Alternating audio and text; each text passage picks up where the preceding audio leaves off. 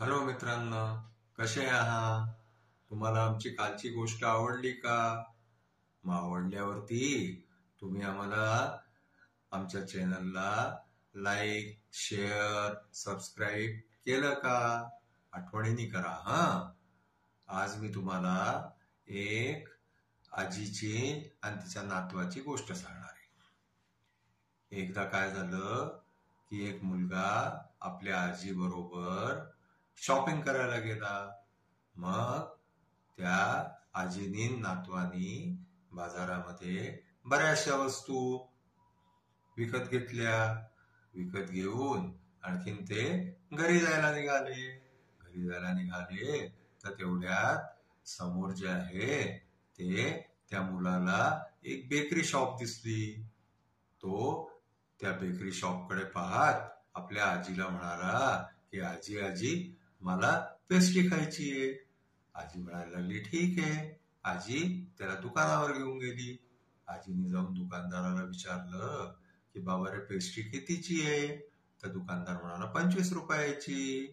तर आजीने काय केलं की आपली पर्स खोलली आणि पैसे द्यायसाठी तिने पाहिलं तर तिच्या पर्समध्ये 25 रुपये तर नव्हतेच, थोडेसेच पैसे होते. मग आजीनी आपल्या नातवाला समजवायचा प्रयत्न केला की आपण उद्या जेव्हा परत बाजारामध्ये येऊ तेव्हा मी तुला पेस्ट्री घेऊन देईन आणि तेव्हा तू खा. पण तो मुलगा हट्टच करायला लागला. तो काही तयारच नाही ऐकायला. तर आजी जी आहे त्याला समजवायचा प्रयत्न करत होती. तर आजीला त्याला हे काही सांगता येईना की माझ्यापाशी 25 रुपये पर्समध्ये नाहीये दुकानदाराला द्यायला, म्हणून आपण उद्या पेस्ट्री खाऊ. मग आजीनी त्याला तसंच समजवायचा प्रयत्न केला तर तो काही समजायला तयार नाही.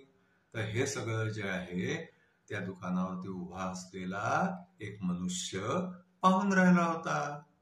त्यांनी काय केलं त्या माणसानी की तो आजीबाईंना म्हणाला की आजीबाई त्याला पेस्ट्री घेऊन द्या, पैसे मी देतो. तर आजी म्हणाली नाही नाही नाही, पैसे द्यायची गरज नाही तुम्हाला, ह्याला मी उद्या पेस्ट्री खायला घालीन आहे. पण तो मनुष्य म्हणायला लागला की नाही नाही काही हरकत नाही म्हणे, लहान मुलगा आहे, मी जे आहे ते पेस्ट्रीचे पैसे देतो, आणखीन तुम्ही ह्याला पेस्ट्री घेऊन द्या. जेव्हा तो जास्तीच आग्रह करायला लागला तर मग आजीबाई त्याला हो म्हणाल्या आणि त्याला म्हणाल्या की मला तुझा पत्ता दे, मी उद्या येऊन तुला हे पैसे वापस करेन. पण आता काय झालं की त्यांनी पेस्ट्री विकत घेऊन त्या मुलाला दिली. आणखीन तो आजीबाईंशी बोलू लागला पण तो काही पत्ता काही देईना आजीबाईंना. तर आजीबाई म्हणायला लागल्या की नाही नाही असं नाही चालणार, तुम्हाला हे पैसे वापस घ्यावेच लागतील. मी तुमच्या ऍड्रेसवरती येऊन तुम्हाला उद्या पैसे वापस करीन. पण तो मनुष्य काही पत्ता देईना. तर मग आजीबाईंनी त्याला विचारलं की तुम्ही मला पत्ता का नाही देते? मग त्या माणसानी सांगितलं की मी जेव्हा लहान होतो तेव्हा असाच एक दिवस मी आपल्या वडिलांपाशी हट्ट केला. तर माझे वडील गरीब होते, त्यांच्यापाशी पैसे नव्हते. तर त्यांनी मला नाही सांगितलं की मी नाही घेऊन देऊ शकत तुला. तर हे तिथे त्या दुकानावरती उभा असलेला एक मनुष्य पाहून राहिला होता.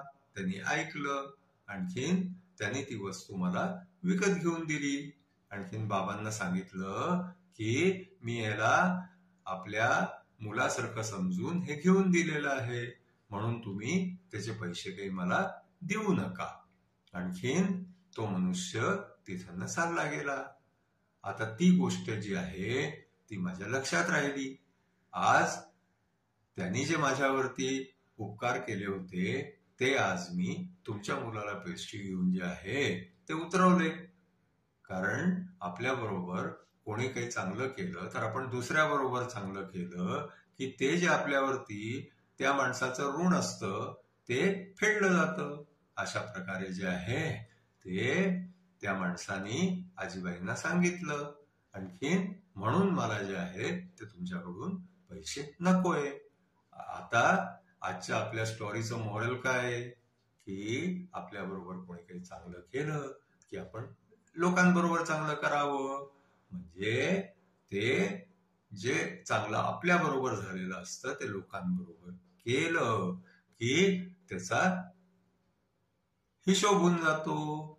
आणखीन त्याचं जे आहे ते दुसऱ्याला फायदा मिळतो आणि आपल्याला समाधान मिळतं. धन्यवाद. आमची स्टोरी पसंत आली असल्यास तुम्ही आमच्या चॅनलला लाईक करा, शेअर करा आणि सबस्क्राईब करा. Good night.